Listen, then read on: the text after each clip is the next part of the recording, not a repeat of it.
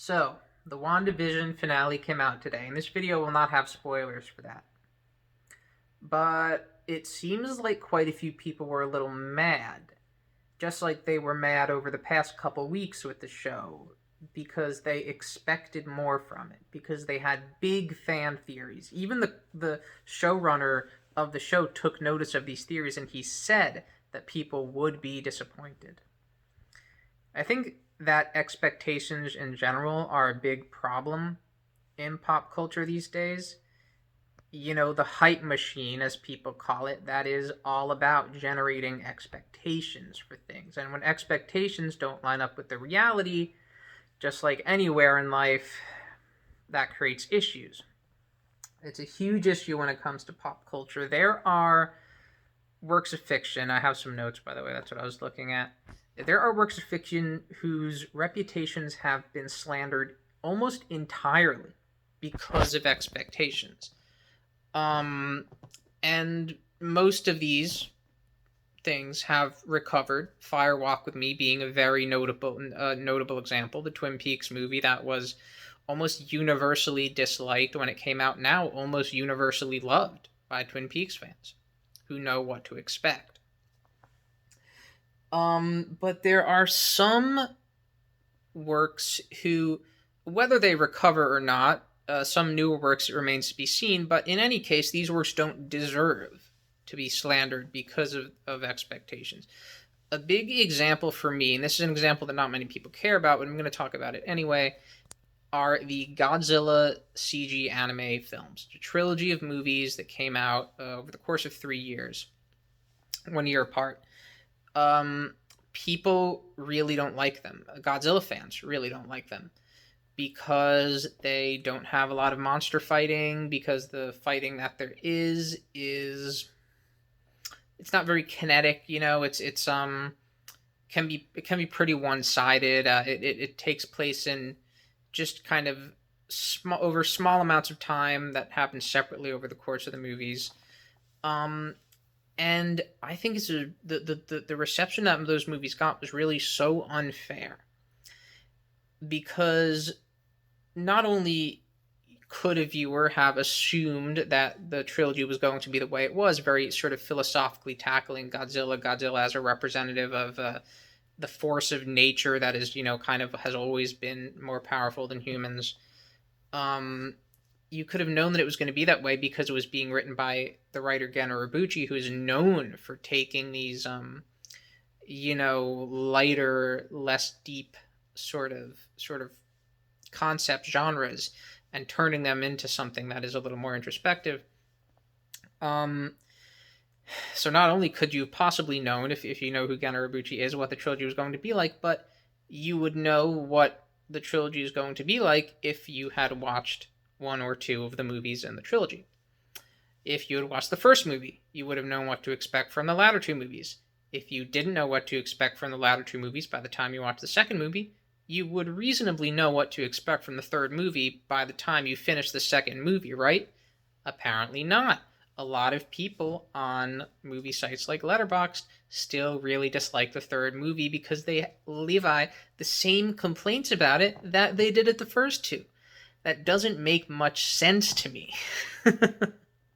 How did you not know at this point what you were going to get? Now, when we talk about the hype machine, a big element of the hype machine is advertising, and advertising often, when problems concerning expectation come up, is to blame. And it is, as much as I would love to blame the fans fully, it is a part of why this Godzilla trilogy was received so badly. Even up to the third film, they advertised the second movie as this is the Mecha Godzilla movie.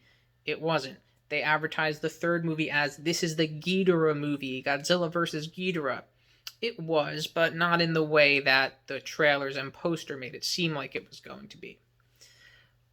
But still, I think that that's not much of an excuse, because you can think just a little. I'm not asking people to think a lot about, the art they consume, the fiction that they consume, but you can have just a little, media literacy and sort of be able to see where these things are going to go. And I know that sounds, maybe sort of snobby. I'm trying to put myself above others because I knew that WandaVision, was going to be a character piece about Wanda from early on, and I knew there weren't going to be any world-changing events for the MCU.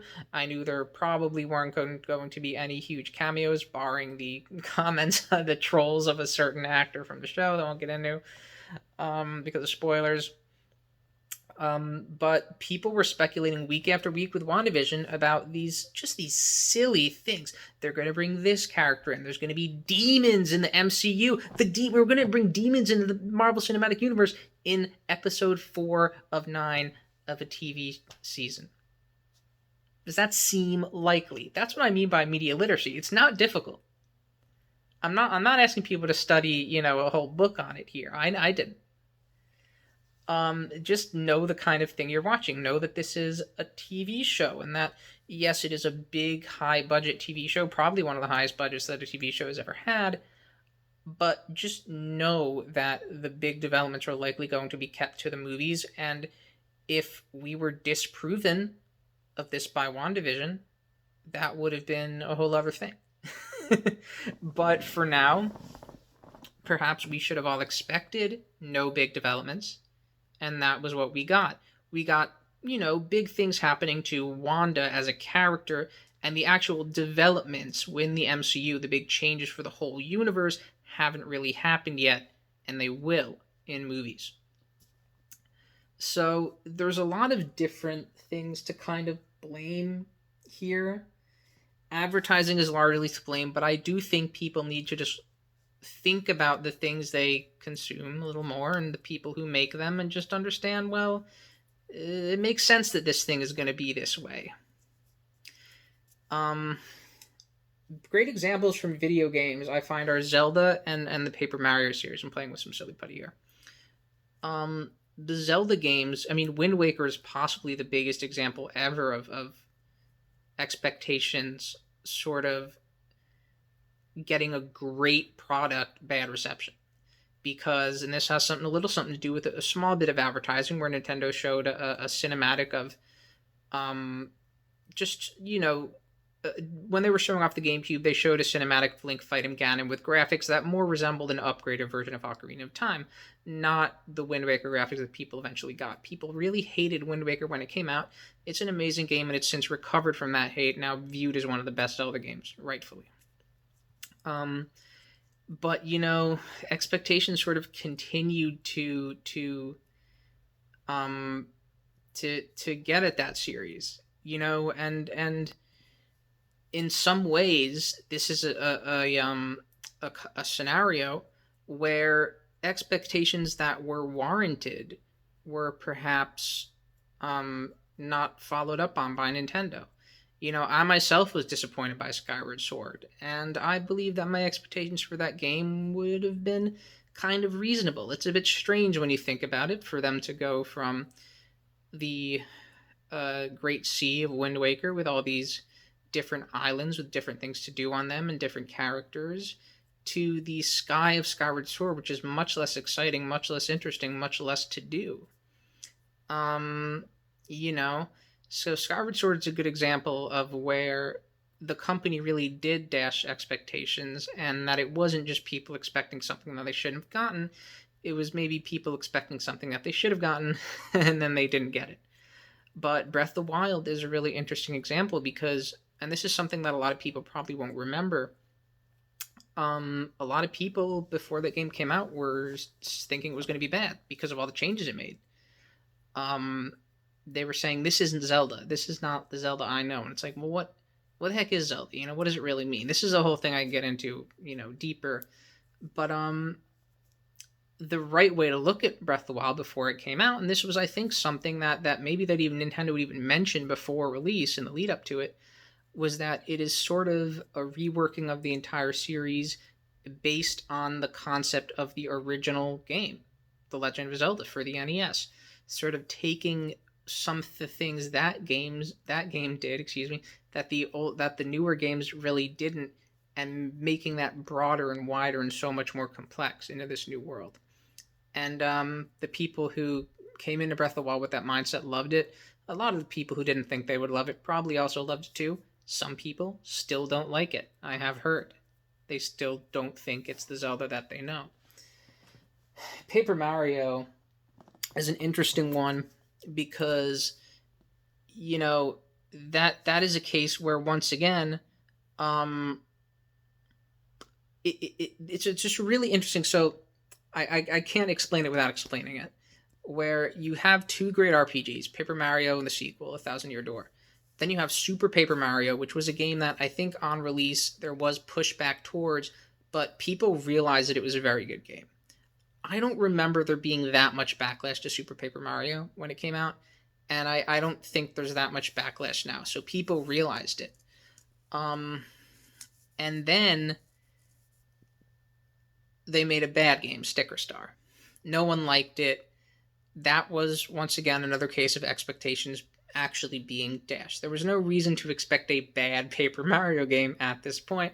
People got a bad Paper Mario game. After that is when the problems came.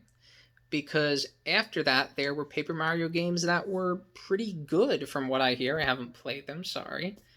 You had Color Splash on the Wii U. You had the Origami King on the Switch. Was there another one after Sticker Star?